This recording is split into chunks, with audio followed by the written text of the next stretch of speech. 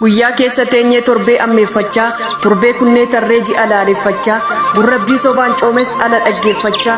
Kunoo dhugaa keef gumaa keessuma faana awwaallee, harka nyaatee falagaasi nyaatee waliisaa wallaallee.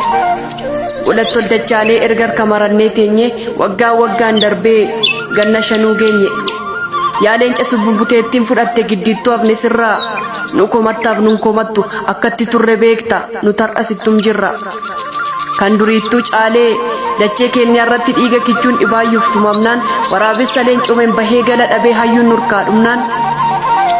Dubbiif afaan dhabnee marmarannee ciifne, gumaa keef dhugaa kee rabbi guddaaf dhiifne. Imimmaan hin qorree waggaa keessatti baatii keessaa torbee keessaas guyyaatti sidhamnee qalbii keenyaa cabne. Komiidhaan kakkaafnee dabareen guyyoota arrabsina, ayyaantummaa keessa feeffachaa, yaadannoo kee imimmaan hin dabarsina.